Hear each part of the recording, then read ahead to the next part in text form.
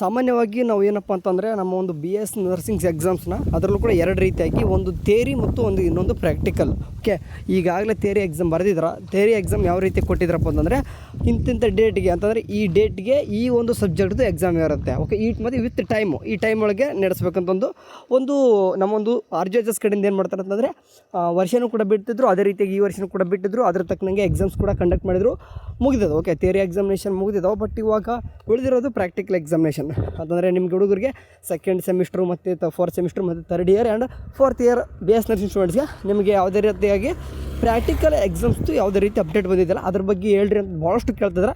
Okay, ಯಾವುದೇ ರೀತಿ update ಬರದೆ ಸುಮ್ಮ ಕೇಳೋದು ತಪ್ಪಾಗುತ್ತೆ ಅಂತ ನಾನು ಕೂಡ ಯಾವುದೇ ರೀತಿ ಹೇಳಿಲ್ಲ. ಇವಾಗ ಸ್ವಲ್ಪ ಫೈನಲ್ ಆಗಿ ಒಂದು ನನಗೆ ವಿಷಯ ಗೊತ್ತಾಗಿದ್ದೇನಪ್ಪ ಅಂತಂದರೆ ನೋಡಿ, ಪ್ರಾಕ್ಟಿಕಲ್ ಎಕ್ಸಾಮ್ ಈ ವರ್ಷ ಓಕೆ ಅಂದರೆ ಭಾಳಷ್ಟು ಈಗಾಗಲೇ ಏನಾಗಿದೆ ಅಂತಂದರೆ ಬೇರೆ ಬೇರೆ ಕಾಲೇಜಲ್ಲಿ ಕಂಡಕ್ಟ್ ಮಾಡ್ತಾಯಿದ್ದಾರೆ. ಅಂತಂದರೆ ನಾಳೆಯಿಂದ ಭಾಳಷ್ಟು ಕಾಲೇಜಲ್ಲಿ ನಿಮ್ಮ ಒಂದು ಸೆಕೆಂಡ್ ಸೆಮಿಸ್ಟರ್ ಹುಡುಗರಿಗೆ ಗೊತ್ತಿರಬೇಕು, ಕೇಳ್ಕೊರಿ. ನಾಳೆಯಿಂದ ಆದಷ್ಟು ಏನು ಮಾಡ್ತಿದ್ದಾರೆ ಅಂತಂದರೆ ಪ್ರಾಕ್ಟಿಕಲ್ ಎಕ್ಸಾಮ್ನ ಕಂಡಕ್ಟ್ ಮಾಡ್ತಾಯಿದ್ದಾರೆ. ಓಕೆ, ಇದು ನನಗೆ ಸ್ವಲ್ಪ ಗಮನಕ್ಕೆ ಬಂದಿದ್ದು ಇವಾಗ ಮಧ್ಯಾಹ್ನ ಮೇಲೆ ಗೊತ್ತಾಯಿತು ಅಂತಂದರೆ.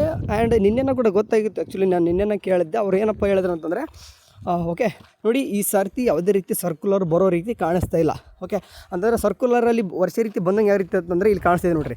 ಈ ರೀತಿ ಸರ್ಕ್ಯುಲರ್ ಬರ್ತಾಯಿತ್ತು, ಇಲ್ಲಿ ಕಾಣಿಸ್ತಿದೆ. ಅಂದರೆ ಹೋದ ವರ್ಷದ ನಿಮಗೆ ಪ್ರಾಕ್ಟಿಕಲ್ ಎಕ್ಸಾಮ್ ಡೇಟ್ನ ತೋರಿಸ್ತಾ ಇದೆ ನಿಮಗೆ.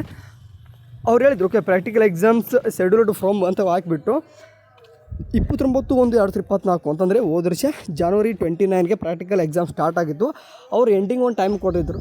ಓಕೆ, 17/2/2024ವರೆಗೂ ಕೂಡ ಏನಪ್ಪ ಅಂತಂದರೆ ನೀವು ಪ್ರಾಕ್ಟಿಕಲ್ ಎಕ್ಸಾಮ್ನ ಯಾವಾಗ ಬೇಕಾದರೂ ಕಂಡಕ್ಟ್ ಮಾಡ್ಕೋಬೋದು ಅಂತಂದು ಕಾಲೇಜಿಗೆ ಈ ರೀತಿ ಒಂದು ಸರ್ಕ್ಯುಲರ್ನ ಬಿಟ್ಟಿದ್ದರು. ಬಟ್ ಈ ಸಾರ್ತಿ ಸರ್ಕ್ಯುಲರು ಬಿಟ್ಟಿರಲಿಕ್ಕಿಲ್ಲ. ಈ ಸರ್ತಿ ಏನು ಮಾಡಿದ್ದಾರೆ ಅಂತಂದರೆ ಕಾಲೇಜ್ಗೆ ಬಿಟ್ಟಿದ್ದಾರೆ. ಇನ್ ಕೇಸ್ ಸರ್ಕ್ಯುಲರ್ ಬಿಟ್ಟರು ಕೂಡ ಅಂದರೆ ಇಂಥ ಡೇಟ್ ಏನಾದರೂ ಬಿಟ್ಟರು ಕೂಡ ನಾನು ತಿಳಿಸ್ತೀನಿ. ಸದ್ಯಕ್ಕಂದ್ರೂ ಸರ್ಕ್ಯುಲರ್ ಬಂದಿಲ್ಲ, ಬಟ್ ಕಾಲೇಜ್ಗೆ ಬಿಟ್ಟಿದ್ರೆ ನೀವು ಯಾವಾಗಾದರೂ ನಡೆಸ್ಕೋಬೋದು. ಬಟ್ ಆದಷ್ಟು ಬೇಗನೆ ಒಂದು ಲಾಸ್ಟ್ ಡೇಟನ್ನು ಬಿಟ್ಟರೆ ಬೆಟರ್ ಇರ್ತದೆ. ಸರಿ, ಓಕೆ, ಇಲ್ಲಿ ಏನು ಹೇಳಕ್ಕೆ ಹೋಗ್ತಿದ್ದೆ ಅಂತಂದರೆ ಲಾಸ್ಟ್ ಡೇಟ್ ಈ ರೀತಿ ಹೋದ ವರ್ಷ ಯಾವ ರೀತಿ ಬಿಟ್ಟಿದ್ರು ಅಂತಂದರೆ 29/1/2024ರಿಂದ ಹಿಡಿದು 17/2/2024ವರೆಗೂ ಕೂಡ ಏನೊಂದು ಡೇಟ್ನ ಮೆನ್ಷನ್ ಮಾಡಿದರು. ಆ ರೀತಿ ಯೂನಿವರ್ಸಿಟಿ ಕಡೆಯಿಂದ ಬಿಟ್ಟರೆ ಎಲ್ಲ ಹುಡುಗರು ಕೂಡ ಈಸಿ ಆಗ್ತಿತ್ತು. ಬಟ್ ಈ ಸರ್ತಿ ಬಂದಿಲ್ಲ. ಬಟ್ ಕಾಲೇಜಲ್ಲಿ ನಿಮ್ಮ ಕಾಲೇಜಿನ ಗ್ರೂಪ್ ಅಂತ ಮಾಡಿರ್ತಾರೆ ಎಲ್ಲರಿಗೂ.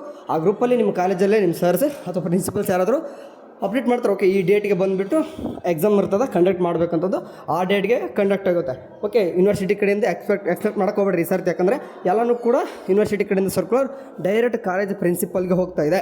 ಓಕೆ, ಎಲ್ಲವನ್ನೂ ಕೂಡ ಸ್ಟೂಡೆಂಟ್ಸ್ಗೆ ಕಾಣುವಾಗೆ ವೆಬ್ಸೈಟಲ್ಲಿ ಬಿಟ್ಟಿಲ್ಲ. ವೆಬ್ಸೈಟಲ್ಲಿ ಬಿಡೋದು ಕೂಡ ಡೌಟ್ ಅನ್ನಿಸ್ತಾ ಇದೆ ನನಗಂತೂ ಈ ಸರ್ತಿ. ಯಾಕಂದರೆ ನಾಳೆಯಿಂದ ಏನಾಗ್ತೈತೆ ಅಂತಂದರೆ ಭಾಳಷ್ಟು ಕಾಲೇಜಲ್ಲಿ ಒಂದಲ್ಲ ಎರಡಲ್ಲ ಭಾಳಷ್ಟು ಕಾಲೇಜಲ್ಲಿ ನಾಳೆಯಿಂದ ಪ್ರಾಕ್ಟಿಕಲ್ ಎಕ್ಸಾಮ್ನ ಸ್ಟಾರ್ಟ್ ಮಾಡ್ತಾ ಇದ್ದಾರೆ. ಓಕೆ, ಇದು ರಿಯಲು. ಯಾಕಂದರೆ ಕೆಲವೊಂದು ಹುಡುಗರಿಗೆ ನಮ್ಗೆ ಯಾವುದೇ ರೀತಿ ಅಪ್ಡೇಟ್ ಕೊಟ್ಟಿಲ್ಲ ಅಂತ ಕೇಳಿದ್ರೆ, ಹಂಗಾಗಿಬಿಟ್ಟು ನಾಳೆಯಿಂದ ಸ್ಟಾರ್ಟ್ ಆಗ್ತಿದ್ದವು.